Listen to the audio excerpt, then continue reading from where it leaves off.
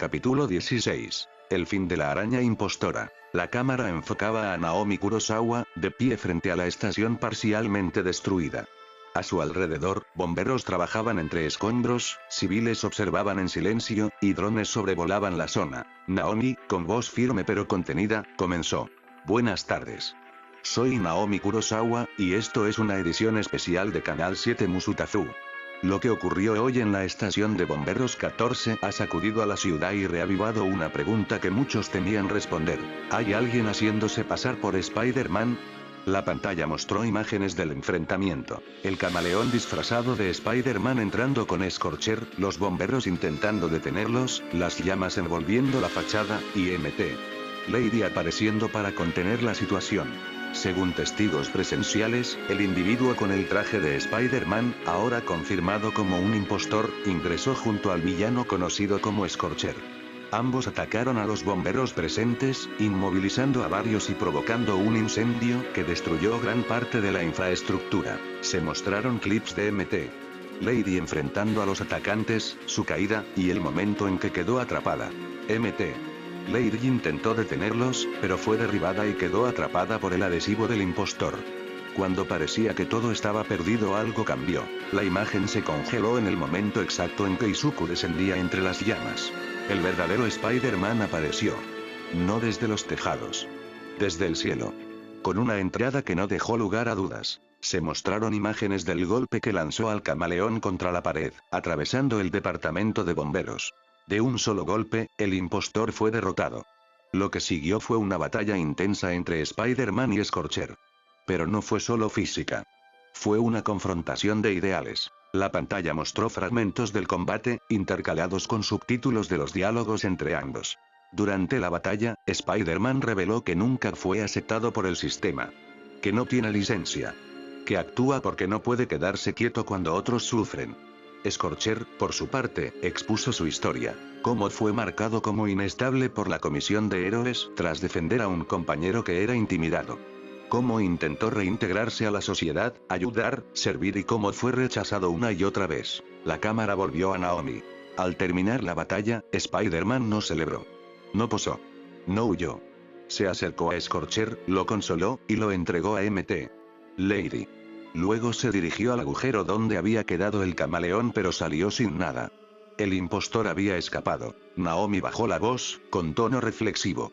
Los actos vistos hoy parecen confirmar la teoría que circulaba desde hace semanas. Alguien se está haciendo pasar por Spider-Man. Y hoy, por fin, la ciudad lo vio con sus propios ojos. La pantalla mostró fragmentos del discurso de Scorcher, que ya circulaban en redes. Las palabras de Scorcher han generado una ola de reacciones. La mayoría de la opinión pública coincide en que su historia no justifica sus acciones. Pero un grupo menor ha expresado simpatía por su situación, señalando que el sistema falló en proteger a alguien que solo quería ayudar. Naomi se giró hacia la estación. La opinión sobre la Comisión de Héroes está dividida.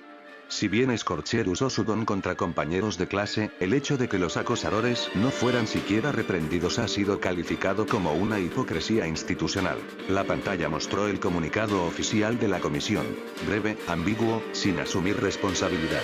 Hasta el momento, la comisión ha emitido un comunicado considerado por muchos como mediocre. No hay respuestas claras.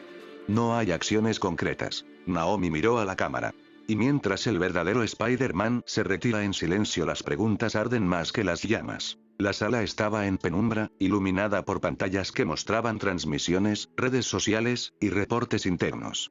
5 dirigentes estaban presentes. 2 comisionados, un asesor legal, una estratega de imagen, y el director operativo. El ambiente era tenso.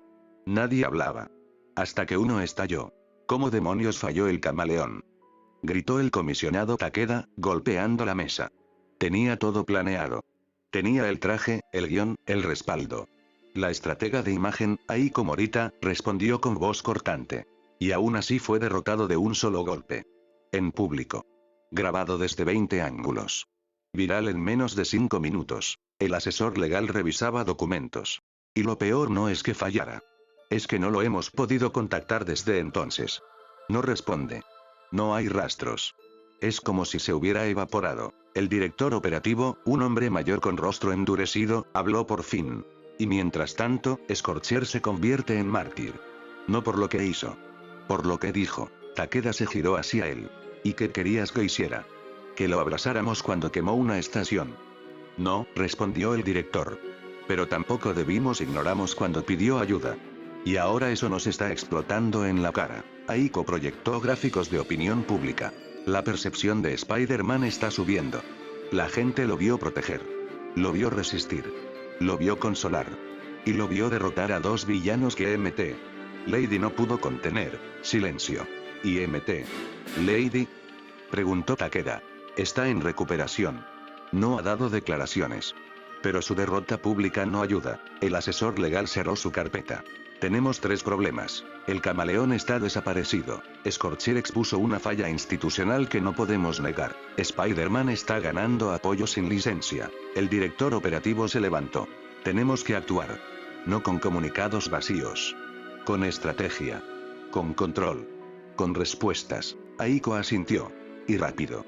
Porque si no lo hacemos el fuego que empezó hoy no lo va a apagar nadie. La casa estaba en silencio.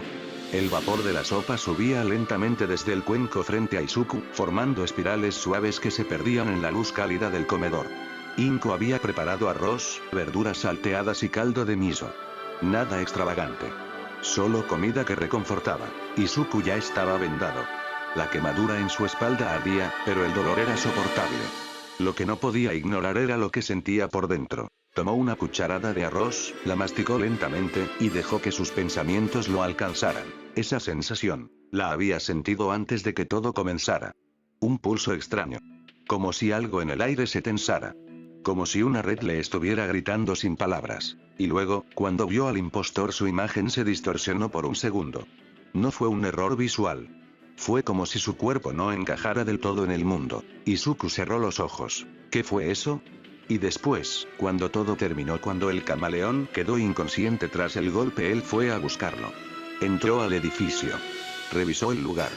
Pero no había nadie. Ni rastro. Como si se hubiera desvanecido. ¿Cómo escapó sin que lo notara? ¿Tiene algo que lo oculta? ¿Que lo borra? ¿Y esa sensación tiene que ver con cómo encontrarlo? Izuku apretó los palillos. El arroz tembló en el cuenco. Luego pensó en Scorcher. En cómo fue rechazado por la comisión por defender a alguien. En cómo lo etiquetaron como inestable. En cómo intentó ayudar. Reinventarse. Servir. Y cómo lo ignoraron. Izuku lo entendía. No por el fuego. Por el silencio. Él también había sido ignorado. Antes de recibir sus poderes. Antes de que la araña lo picara. Y desde entonces, había estado siguiendo un plan, ayudar a la gente, hacerse notar, demostrar que podía ser un héroe. Que la comisión lo viera.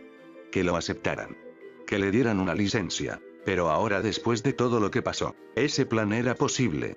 ¿Podía confiar en una institución que había rechazado a alguien como Scorcher por hacer lo correcto?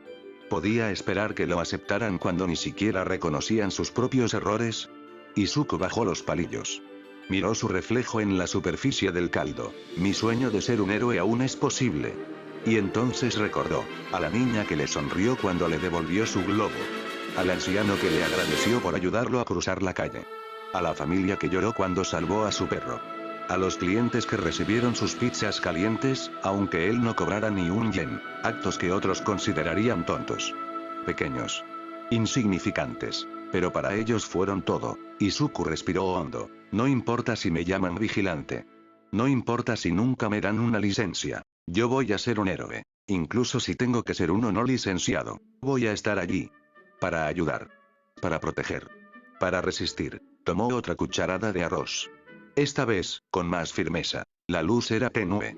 No por diseño, sino por necesidad. El camaleón se encontraba en su guarida, un sótano oculto bajo un complejo abandonado en el distrito industrial. Las paredes estaban cubiertas de pantallas, trajes colgados, grabaciones, planos. Todo lo que había construido para arruinar la imagen de Spider-Man estaba allí. Y él, en el centro, tendido sobre un colchón improvisado, con el cuerpo magullado, la respiración entrecortada y el rostro deformado por la rabia. 3 costillas rotas. Un hombro dislocado. Hematomas en el torso. Dolor en cada movimiento. El golpe de Spider-Man no solo lo había lanzado contra una pared. Lo había atravesado. Lo había humillado. El camaleón apretó los dientes. Cada vez que lo recordaba, la frustración se intensificaba. Un solo golpe, murmuró, con la voz rasposa. Todo su trabajo. Semanas de infiltración. Vídeos manipulados. Ataques estratégicos. Confusión pública. Todo arruinado por un maldito golpe. Y lo peor sí le dolió. No solo el cuerpo. El ego. La imagen.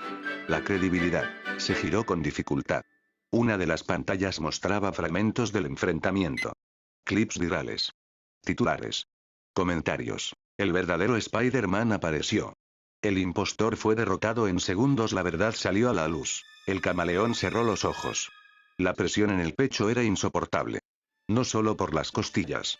Por la impotencia. Maldito, susurró. Maldito Spider-Man. Lo odiaba. No por ser fuerte. Por ser visible. Por ser creído. Por ser todo lo que él no podía ser sin robarlo. Y entonces, como si el dolor lo empujara a recordar, volvió a ese momento. Al despertar, todo era polvo. Ruido. Gritos. Su cuerpo estaba enterrado entre escombros. La pared del departamento de bomberos lo había tragado. Y él estaba desmayado. Cuando abrió los ojos, lo primero que sintió fue el ardor en las costillas. Luego el miedo. Tenía que salir, pero no podía correr. No podía pelear. No podía usar su traje de Spider-Man. Así que lo cambió. Activó su sistema de camuflaje. Se transformó en un bombero herido. Ropa rasgada. Sangre falsa. Rostro cubierto de polvo. Se arrastró por los pasillos. Salió por una puerta lateral. Se mezcló entre los heridos. Nadie lo miró 2 veces. Apenas si logró escapar. Y ahora estaba aquí, en su guarida. Solo. Adolorido. Derrotado. No podía salir. No podía atacar. No podía recuperar el control. Y lo peor, todo había sido grabado. La imagen que había construido, el Spider-Man agresivo, imprudente, peligroso, se estaba desmoronando. La gente empezaba a dudar. A distinguir. A ver, y si eso no fuera suficiente, la comisión de héroes. El camaleón sabía cómo funcionaban. No eran pacientes. No eran comprensivos. Eran exigentes. Fríos. Estratégicos. Y él había fallado. No solo fallado. Había sido derrotado públicamente. Por un vigilante. Sin licencia. Sin respaldo. ¿Qué iban a hacer ahora? ¿Lo iban a cortar? ¿Lo iban a rastrear? ¿Lo iban a eliminar? El camaleón se dejó caer en una silla. Respiró hondo. El aire sabía a óxido y polvo. Estaba jodido. Lo único que podía empeorar la situación era que Spider-Man o la comisión lo encontraran. Pero eso no iba a pasar. No podían encontrarlo. Su guarida era segura. Sus rutas estaban cerradas. Sus rastros, borrados. Tenía que esperar. Hasta que sanara. Hasta que el ruido bajara. Hasta que pudiera volver a ser invisible. Y entonces volvería. Pero por ahora solo quedaba el silencio. Y el odio. Al día siguiente el cielo aún estaba teñido de azul profundo cuando Izuku Midoriya se lanzó desde el tejado de su casa, balanceándose entre los edificios con movimientos precisos y silenciosos. El aire era fresco, pero su cuerpo aún ardía por la quemadura en la espalda. Vendado, adolorido, pero decidido. Hoy no era un día normal. Hoy no patrullaba por rutina. Hoy cazaba. El impostor, ese hombre que usó su rostro, su traje, su nombre, había escapado. Y aunque nadie sabía cómo, Izuku sentía algo. Una sensación extraña, como un tirón en el pecho, como si algo invisible lo empujara en una dirección que él aún no comprendía. No era constante. No era claro. Pero estaba allí. Y mientras se movía por la ciudad, también hacía lo que siempre hacía. Ayudaba. Izuku descendía por una avenida cuando escuchó un grito. Se detuvo en una farola, observó desde arriba. Un hombre con pasamontañas apuntaba con un arma a una mujer en un callejón. Ella sostenía una mochila, temblando. El ladrón gritaba, nervioso, mientras otro vigilaba la entrada. Izuku no dudó. Disparó una telaraña al arma, arrancándola de las manos del ladrón. Cayó entre los botes de basura. El segundo ladrón giró, pero ya era tarde. Izuku descendió como una sombra, golpeó al primero en el pecho, lo lanzó contra la pared, y envolvió al segundo en telarañas antes de que pudiera correr. La mujer cayó de rodillas, llorando. ¿Estás bien?, preguntó Izuku, agachándose. Ella asintió, sin poder hablar. Izuku dejó a los ladrones colgados de una farola, con una nota. Intentaron robar. Fallaron. Spider-Man. Y se fue. Pero la sensación seguía allí. El humo era visible desde 3 cuadras. Izuku llegó al lugar. Un taller mecánico en llamas. 2 trabajadores estaban atrapados en el segundo piso, golpeando la ventana. Los bomberos aún no llegaban. Izuku no esperó. Se impulsó hacia el edificio, rompió una ventana lateral, entró entre el humo. El calor era intenso. La madera crujía. El techo comenzaba a ceder. Subió por las vigas, esquivando llamas, y llegó a los trabajadores. Uno estaba herido en la pierna. «Aguanten», gritó Izuku. Los envolvió con telarañas reforzadas, los sujetó a su espalda, y saltó por la ventana justo cuando el techo colapsaba. Aterrizó en la calle, rodó, y los dejó a salvo. Los vecinos aplaudieron. Algunos grababan. Izuku solo asintió y se fue. Pero al alejarse la sensación se intensificó. Izuku se movía por los túneles cuando escuchó una transmisión de emergencia. Un grupo armado había tomado control de un vagón, reteniendo a los pasajeros. Izuku entró por una ventilación, observó desde arriba. 4 hombres armados. 10 rehenes. Un niño llorando. Izuku descendió en silencio, disparó telarañas a las armas, las arrancó. Los hombres gritaron, pero él ya estaba entre ellos. Golpeó al primero en la mandíbula. Al segundo lo envolvió en telarañas. Al tercero lo lanzó contra una puerta.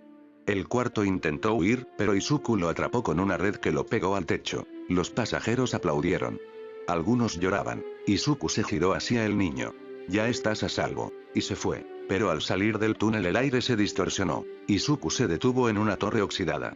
Frente a él, un complejo bajo, cubierto de grafitis, con ventanas rotas y puertas selladas. Pero el aire estaba extraño. Las líneas temblaban. Los colores se desfasaban. El espacio parecía resistirse. Izuku descendió. Se acercó. La sensación era intensa. Como si algo lo llamara. Entró por una puerta lateral. Oscuridad. Silencio. Trampas. Sensores. Cables tensados. Proyectores de imagen. Pero su instinto lo guiaba. Cada paso era preciso. Cada movimiento, calculado. Esquivó un cable que activaría una alarma. Saltó sobre un panel que liberaría gas. Desvió un láser que proyectaba una ilusión. Y al fondo una puerta metálica. La abrió. El camaleón estaba allí, vendado. Magullado. Respirando con dificultad. Se giró lentamente. Sus ojos se abrieron con horror. «Tú». Izuku no respondió. Solo caminó hacia él. «No puedes estar aquí. No puedes encontrarme». Izuku lo observó. «¿Quién eres?» El camaleón dudó. Luego escupió. «Soy el camaleón. El que te mostró lo que realmente eres». Izuku se detuvo. «Camaleón», repitió. Y entonces lo atacó. El camaleón intentó levantarse. Intentó golpear. Intentó huir, pero su cuerpo no respondía. Las costillas rotas. El hombro dislocado. El dolor. Izuku lo esquivó sin esfuerzo. Lo sujetó. Lo lanzó contra la pared con precisión. El camaleón cayó. Jadeando. Temblando. «No puedes hacer esto. No tienes licencia». Izuku se acercó. Lo envolvió con telarañas. Rápido. Eficiente. Un capullo perfecto. «¿Licencia?», dijo con tono sarcástico. «¿Y tú qué tenías? ¿Un permiso para hacer el ridículo?». El camaleón grunó. Pero no podía moverse. Izuku se giró. Observó la guarida. Pantallas. Grabaciones. Trajes. Decenas de trajes. De policías. De civiles. De héroes. Y uno el suyo. El traje que usó para hacerse pasar por Spider-Man. Izuku lo tomó. Lo guardó. Miró al camaleón. «¿Sabes qué es lo peor?», dijo, levantando el capullo. «Que ni siquiera eres bueno en esto». Izuku lo sacó de allí cargándolo como un costal de papas y se empezó a balancear hacia una estación de policía para poder acabar por fin con el tema del impostor. La estación estaba llena. Oficiales, civiles, reporteros. Todos atentos a la entrada. Y entonces algo cayó del techo. Un capullo de telarañas, pegado justo sobre el mostrador principal. Dentro, el camaleón. Inmóvil. Derrotado. Junto a él, una bolsa con los trajes. Y una nota. «El impostor ha sido desenmascarado». El Spider-Man verdadero. Izuku colgaba del techo, observando. Los oficiales lo miraban. Los civiles lo grababan. Los reporteros gritaban. Él solo sonrió. «No olviden revisar los bolsillos. Tiene más disfraces que personalidad». Y se lanzó al aire. La ciudad se había sumido en una calma artificial. Las luces de los edificios parpadeaban como estrellas atrapadas en concreto. El tráfico disminuía. Las voces se apagaban. Pero Izuku seguía en movimiento, balanceándose entre los tejados, con el cuerpo agotado, la espalda ardiendo bajo las vendas, y los músculos tensos por el esfuerzo acumulado. El capullo del camaleón ya no pesaba. Lo había dejado colgado en la estación, junto con la evidencia. La verdad estaba expuesta, y sin embargo la sensación seguía allí, no como antes. No como un grito. Como un susurro que se alejaba. Izuku se detuvo en una antena oxidada. Observó las ciudades de lo alto. El viento le golpeaba el rostro. El traje estaba cubierto de polvo, hollín y telarañas secas. Pero él estaba en paz. Lo había encontrado, no por tecnología. No por pistas. Por algo más profundo. Algo que aún no entendía, la conexión. El pulso. El hilo invisible. Y ahora ese hilo comenzaba a soltarse. No del todo. Pero lo suficiente. Izuku descendió al tejado de su casa. Entró por la ventana de su cuarto. La luz de la lámpara aún estaba encendida. El escritorio lleno de papeles. El cuaderno de estrategias abierto. Pero él no lo miró. Se quitó la máscara. La dejó sobre la cama. Se sentó en el borde, con la cabeza baja. El silencio era absoluto. Respiró hondo. Sintió el ardor en la espalda. El temblor en las piernas. La tensión en los hombros. Pero también la satisfacción. Había detenido 3 crímenes. Había salvado vidas. Había desenmascarado al impostor. Había enfrentado su propia imagen y la había vencido. Y todo eso sin licencia. Sin respaldo. Sin permiso. Solo con convicción. Izuku se recostó lentamente. La cama crujió. La luz de la calle entraba por la ventana, bañando la habitación en tonos dorados y grises. Cerró los ojos. Y mientras el mundo seguía girando, él se permitió descansar. No como vigilante. Como alguien que eligió ayudar. Y aunque la sensación extraña seguía allí, como una brasa que no se apaga por primera vez, no le asustaba. Porque ahora sabía que, incluso sin entenderla, podía seguir el hilo.